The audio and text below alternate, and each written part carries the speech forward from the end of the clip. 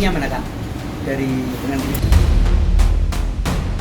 Kalau tidak mau menyelesaikan persoalan ini dengan baik-baik, dengan kemudian membuat suatu hipotesa-hipotesa yang sifatnya negatif dan kemudian menjadi fitnah, ayolah.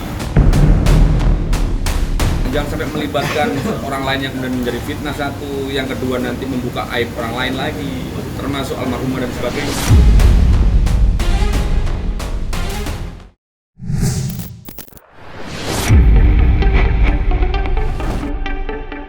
Polemik keluarga berujung gugatan perdata antara Denada dan sang putra, Ressa Rizky Rosano, hingga kini masih terus bergulir liar menjadi kisah pilu tak bertepi.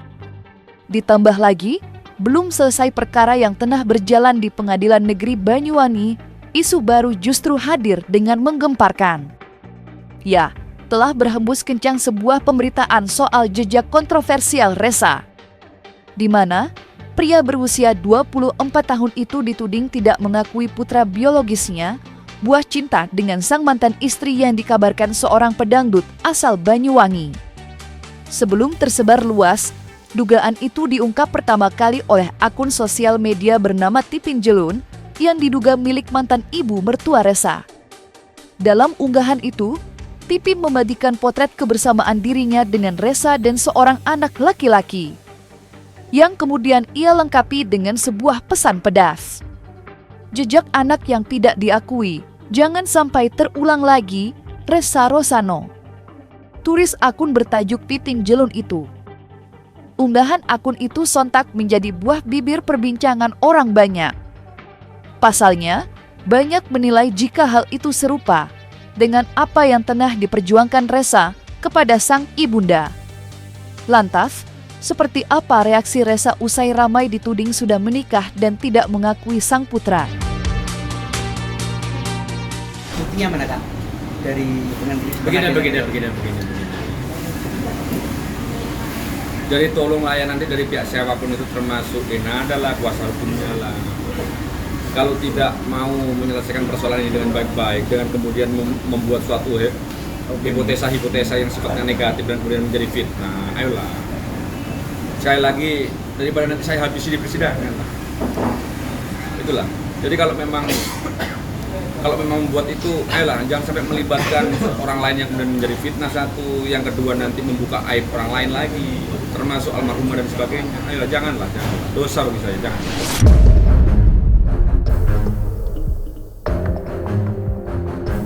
Bantahan tegas dari Ressa tampaknya belum cukup untuk meredakan percikan api penasaran masyarakat luas. Sebaliknya, bantahan itu justru membuat spekulasi publik semakin menjadi-jadi. Beberapa akun pengguna media sosial yang mengaku mengetahui perihal itu lantas berbondong-bondong meninggalkan komentar. Bukan gosip, memang itu anaknya Ressa Dini.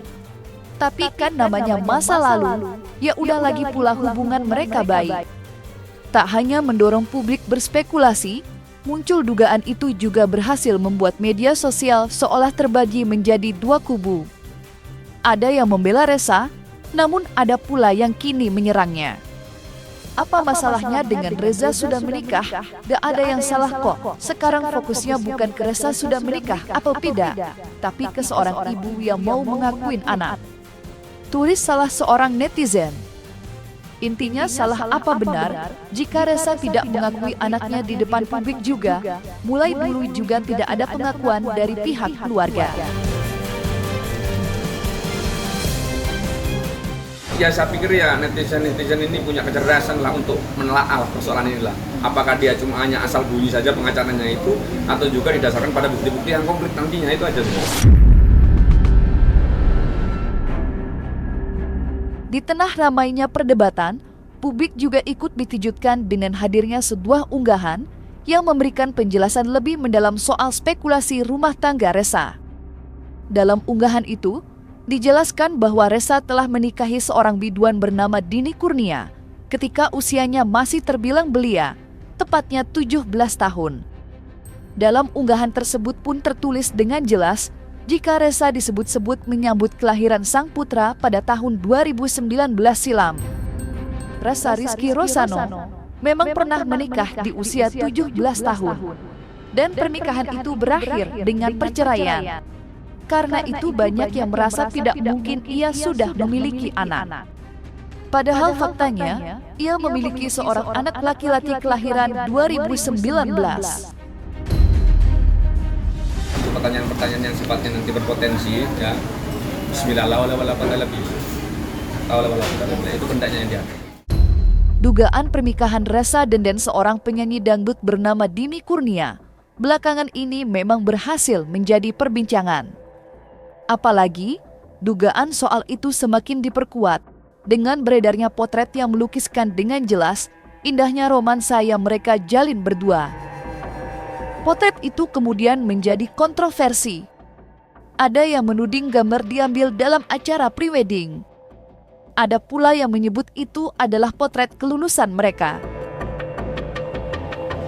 Ini saya ulangi apa yang sudah dinyatakan oleh guru besar saya, ya. Almarhum Profesor Y. Said Api itu kan dari Erlangga, saya juga dari Erlangga. Jangan sampai ketika saya menyatakan kebenaran ini, kemudian aku akan menjadi musuh, bukan begitu saja. Gitu loh. Nah, terus satu lagi yang paling penting, ketika saya melakukan pembelaan kepada Ressa, saya bukan dalam konteks untuk membangun opini, saya hanya berbicara tentang fakta. Bismillahirrahmanirrahim, apa yang saya nyatakan ini, kalau memang semuanya benar itu dari sang hak, kalaupun nanti luput ada yang salah, semuanya saya. Semuanya saya tidak pernah melakukan manipulasi fakta.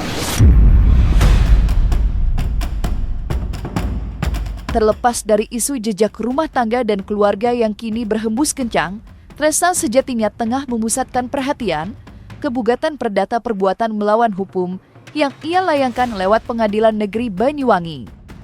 Seperti diketahui, persidangan telah memasuki pokok perkara lantaran agenda mediasi telah dinyatakan gagal akibat pihak Denada yang tak kunjung hadir secara prinsipal.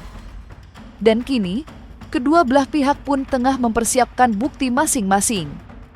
Sayangnya, pihak Ressa kini tengah mempersiapkan keadaan terburuk, yakni persidangan dinyatakan dipindah.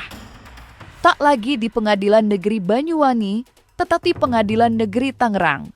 Lantas seperti apakah penjelasan Ronald Armada terkait hal itu? Memasuki persidangan nanti, sidang pertama itu untuk menentukan jadwal, karena kan ekot kan sifatnya kan. Yang menempuh jalur hukum itu kan mereka, Mbak, ya. Lantas kita harus menghormati jalannya step by step persidangan tadi. Nggak ujuk-ujuk langsung minta kita kasih, yang enggak. Kan ada agenda sidangnya. Awal, besok pembacaan gugatan namanya. Terus saya ditunda untuk menjawab, replik, duplik, terus pembuktian. Baru ke ranah pembuktian itu kita kasih, kan gitu. Mungkin nanti akan menarik ketika masuk ke proses persidangan. Andai kata nanti saya tidak dipotong hakim soal aktor sequitur forum re, ya, karena kan kemenangan pengadilan negeri untuk mengadili perkara itu kan bisa jadi kan di Pengadilan Negeri Tangerang, ya toh, bisa dipindah. Akan tetapi ketika hakim mengambil keputusan itu, ya saya takut itu hakim tidak bisa menerjemahkan ketentuan sebagaimana yang diatur di dalam pasal 118 AIR, khususnya ayat 3, bahwa di dalam ayat 3 itu kandungan di dalam konteks pasal itu sebetulnya efisiensi. Jadi asas peradilan yang cepat, biaya ringan dan sederhana itu harus teraktualisasi di dalam ketentuan itu. Kalau hakim memindah ke Pengadilan Negeri Tangerang, maka hakim akan menyatakan bahwa persidangan ini akan bersifat mahal yang pertama, ya toh, lama yang kedua, dan tidak sederhana, jauh soalnya. Saksi harus dari Surabaya, dari Banyuwangi harus dipindah ke Tangerang. Saya harap semoga saja nanti hakim tidak memutus itu. Makanya nanti proses pembuktian, saya tunggu nanti pihaknya Denada itu di proses pembuktian. Entah seperti apa keputusan yang akan diambil majelis hakim nantinya. Namun yang pasti, pihak Ressa siap untuk hadir meskipun persidangan harus diselenggarakan di Pengadilan Negeri Tangerang. Hal itu pula yang diharapkan oleh pihak Ressa dapat dilakukan oleh Denada. Mereka mengaku sangat menanti-nantikan kehadiran Denada di hadapan majelis hakim persidangan. Lantas mungkinkah di agenda persidangan tatap muka berikutnya, Denada akan hadir untuk pertama kalinya?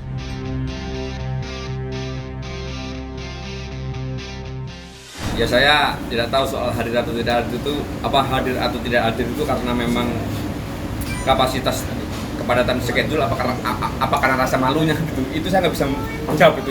Yang jelas tidak harus hadir. Ya, tetapi kalau memang you merasa benar, tidak salah, ya sudah tunjukkan saja wajahnya. Karena bagaimanapun sembunyi dimanapun pasti akan muncul kan nantinya kan. Itu makanya Bismillah lah, jangan ditambah perpanjang. Ayo. Bukan suatu kewajiban kan ya, karena sudah ada kuasa hukumnya. Nanti tapi ya apabila diperlukan Mbak Denada datang ya datang. Kalau diperintahkan sama majelis. Logika yang paling sederhana itu, kalau you merasa tidak salah, kalau you merasa benar, kenapa sampai sekarang ini kok masih sembunyi? Kan lucu kan saya ini rasionya kan. Itu makanya keluar, ayo kita berbicara ya. Itu loh, muka by muka kita formulasikan gimana solusinya secara keluargaan, secara tertutup sebelumnya kemarin itu. Karena fase ini kan sudah selesai. Harusnya kalau dia merasa tidak bersalah. Gitu loh. Itu makanya statementnya pengacaranya kemarin itu entah dari Denada sendiri atau bukan. Kalau dia lagi melakukan pengakuan anak itu benar apa tidak itu saya nggak tahu.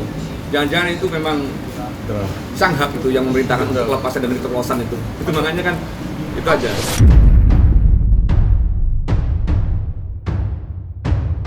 Sementara itu, sorotan tajam juga tertuju kepada jumlah tuntutan ganti rugi yang dicantumkan oleh pihak Resa dalam gugatan perdata perbuatan melawan hukumnya kepada Denada, di mana tuntutan ganti rugi itu bernilai 7 miliar rupiah. Bukan hanya publik, pihak Denada pun juga menyorotinya dengan tajam. Belum lagi, Resa juga selalu berbicara kalau dirinya hanya menagih pengakuan. Dan ketika Denada telah memberi pengakuan, gugatannya masih berjalan di pengadilan. Lantas seperti apa jawaban Ronald Armada terkait hal tersebut? Dan soal angka itu kenapa formulasinya menjadi 7M itu, saya pikir kalau saya sih melakukan perhitungan itu rasional saja nanti kan.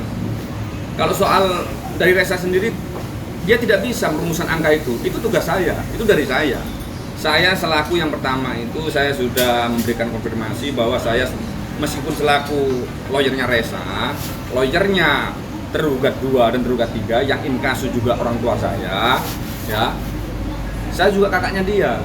Gitu loh. Itu makanya yang sekali lagi yang men-trigger saya ajukan gugatan ini adalah tindakannya dari adiknya Denada itu yang pertama kali itu memberikan somasi kepada orang tua saya. Setelah disomasi, malah didatangi sama 2 polisi yang berseragam. Itu aja, itu yang men-trigger saya. Jadi kalau konsep gugatan 7 miliar itu tidak ada awalnya. Tetapi karena 1365 ini harus ada angka, itu saya yang rumuskan itu loh. Jadi kalau ada persoalan lagi soal itu, biar saya yang menjawab itu.